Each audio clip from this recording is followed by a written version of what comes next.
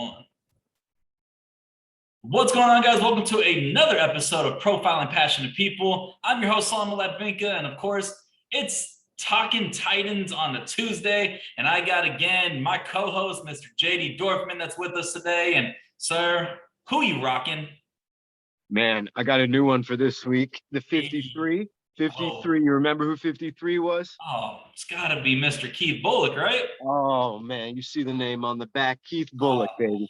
One of the most hardest hitting linebackers that we've ever had. And man, that boy is so good. And I still get chills when I see him at the stadium and, donning that 53. But oh man, it's I'm gonna start wearing these jerseys backwards when I come on, so I don't have to try to look like an idiot turning around. Wait till you see who I have next week. Okay. I was gonna grab my McNair jersey, but I just gave that away. But I got my thanks to Fanatics. I got this for like $30 on Fanatics when they had a nice deal. So stocking up on our Titans gear. But oh man, so if I was to tell you Ryan Tannehill, 30 completions, almost 300 yards, 1 touchdown. Derrick Henry did his thing, 33 carries, 157 yards and a touchdown. Jeremy McNichols had an outstanding career game, 8 receptions for 74 yards. You would think going up against a team that is 0-4, we would do some damage, especially with those numbers. Yeah, that's what happens when you don't score in the red zone. You don't capitalize off turnovers early. NFL, still everybody's a professional, everybody's good. But, all of a sudden 3 field goals early, that game could have been 17-21-0. But instead, you let a team stay in it. Corey Davis does his thing. He runs downfield. They were able to get him the ball a couple times. Yeah. We couldn't figure out a way to stay out of 3rd and longs, whether it was 14 hits on Tannehill. Yeah. I mean, I won't trade 300 yards for 14 hits because we're not going to get too many more 300 yards if that keeps happening. It was tough. Those were great stats, good fantasy numbers. But if you watch the game, a lot of those happened late and they were needed because we were down. So we should never been down in that game. Should have been ahead early and should have been able to cruise. And then Henry wouldn't have had to get the ball 40 plus times because we would have been up 3 scores in the first half. That is scary in the red zone, scary bad. Yeah, and that's what makes this so hard because, you see, Bullock 3 consecutive field goals to start off the game. We go up 9-0, and they get 10 unanswered, but we should have been up at least 14-0, 21, 17, something. And I mean, I love Taylor Lewan, and I thought he got his butt kicked in week 1 with Chandler Jones, but dude, wake up. This whole offensive line needs to wake up. And I think the ownership is starting to kick themselves in the pants because you let an all-pro right tackle who you drafted in Jack Conklin just walk. And Quisenberry's not going to get it done. Taylor seems like he can't get it done, let alone stay healthy.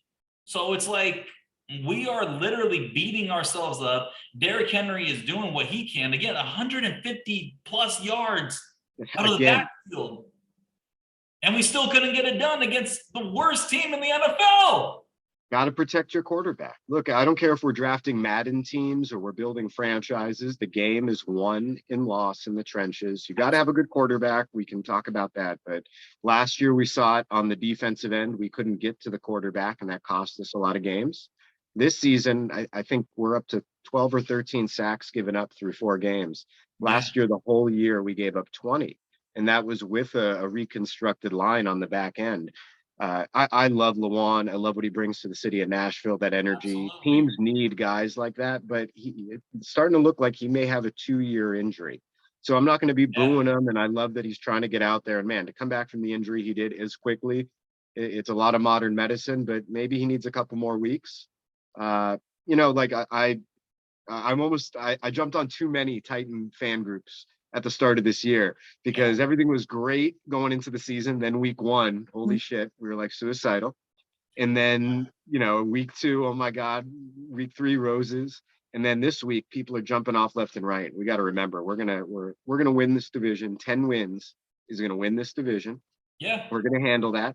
We're going to get into playoffs. So we just have to make sure that we're winning these divisional games. So when we start losing games to the Jags or Houston, then I'll start to panic a little bit.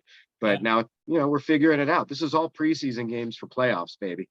Yeah, and I mean, you mentioned it right there. Thankfully, our division isn't the strongest. We're the only team that's actually leading in our division with 2 wins at 500.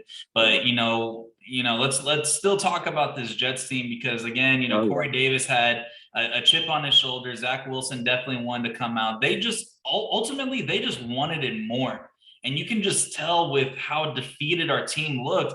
We gave probably a good first half's worth of effort. And for us to come back at the very end to at least force overtime, should we have gone for it on that 2-point conversion at the end or leave it to Bullock before forcing overtime? It's to be determined, again, going off of algorithms like we talked about last time. But, we don't know what's going to happen in overtime.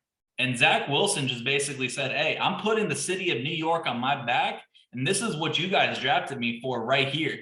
But again, this is just what happens with the typical Titans, the Titanic Titans, where these teams that we're not supposed to beat, such as the Seahawks or the Eagles when they were defending their Super Bowl, or the Patriots or the Chiefs or the Bills, that we just somehow show up, but it's these pathetic teams that we play against, and we give an SHIT effort. Let them in the game, man. You can't leave shit teams in the game. Good teams put their foot on teams' throats when they're down and finish it off. And when you got a rookie quarterback and you got a Jets team that on paper really shouldn't be able to run with us, receivers or not. We had a lot of injuries, but we're a much better team. You should have forced that rookie quarterback to be down 21-0 early on. Absolutely. And then your pass rush gets going.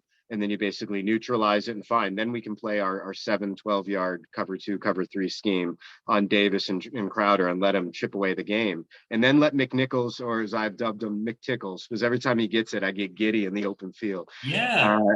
Every time, let them get their carries then. But you saw Derrick Henry all of a sudden was coming out on key third downs.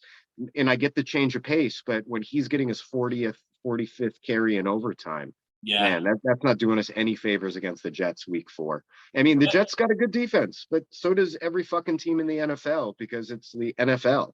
Yeah. And honestly, I mean, the original person, when I see 22, I think of Dexter McCluster and what he was able to do a couple of years ago.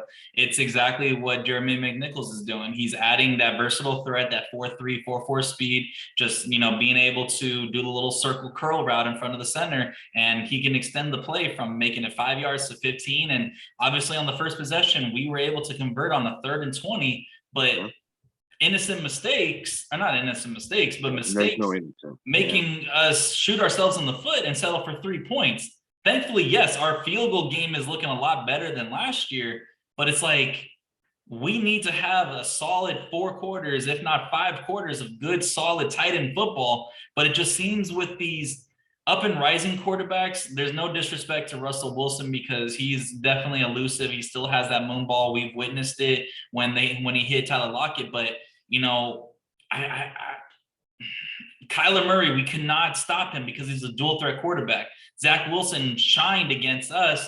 And what I'm afraid of is the fact that you have the number 1 overall pick who now has a little momentum after what he produced on Thursday night, going up 14-0, they ended up losing. But, having that momentum from there, seeing another rookie quarterback just take down potentially the AFC representing in the Super Bowl. And this is a divisional game. So if I'm Trevor Lawrence, I'm thinking, okay, I'm going to be a hyena looking after an injured gazelle. Like, okay, the Titans are down. Who knows what injuries we're going to have going into this game? Yes, we lost Julio for the Jets game. We lost AJ Brown. We lost Bud Dupree. We lost Caleb Farley. It's all excuses. You're still suiting up 55 people to go on the field and get the job done and win for your city. You can't lose them if they've never been here. I've never seen Farley play in a Titan uniform in a regular season game. So he's just completely MI. I mean, we felt Weaver too. I mean, not having Weaver was a big hit this game. Yeah. And we're going to be without him for a while. Yeah. I really look, our secondary is playing as good as they need to play. If you look at a lot of those balls, Wilson extended plays, Rashad Evans, man, I will never lose love for that guy after what he did against the Patriots in that playoff game 2 years ago. But he gets caught out of position so much in the play action and a lot of crossing routes over the middle. Those plays get exposed big time when you let teams hang around.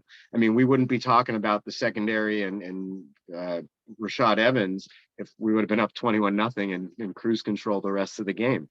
Yeah, But you talk about running quarterbacks. The pathway through the AFC goes through athletic dual threat quarterbacks. absolutely. Buffalo, Allen is mobile as hell.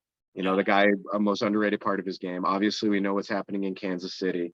You're gonna have to beat mobile quarterbacks to win, and the Titans got to figure out that spy game because the pass rush looks better, Yeah. offense looks better. But I think we talked about it last week. There's always some ingredient that's off, and this week it totally was the combination of the offensive line Yep. and wherever our head was in the red zone. But look, I'm keeping the optimism. I'm bringing the optimism today, and I'm going to push it through this week, and we're going to whoop Jacksonville's ass. But my optimism is we got new coordinators, all brand new coordinators. We haven't had a healthy team yet. We've had a makeshift offensive line. We're figuring it out. Think about how many new pieces this year. Our first round pick isn't playing. Our second round pick isn't playing. Our third round pick isn't playing. Our first round pick last year has got a rap song and trying to be on a practice squad. And somehow still we are going to win this division.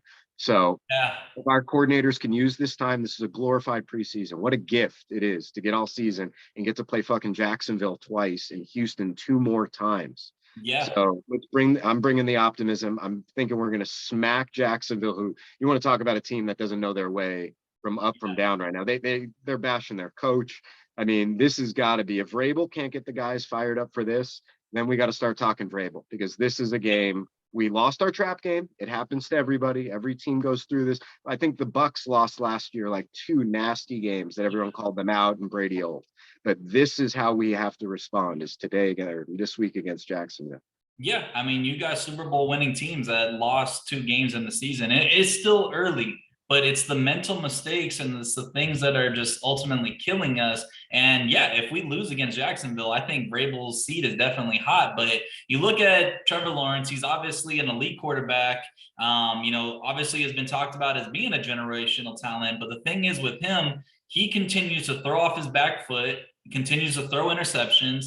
But the thing is, the reason why he's doing that is because he's got quarterback pressure.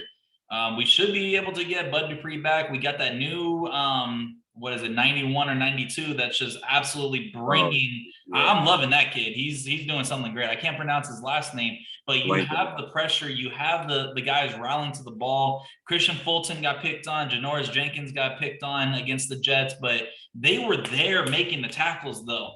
If you look, there weren't any missed tackles really in that game.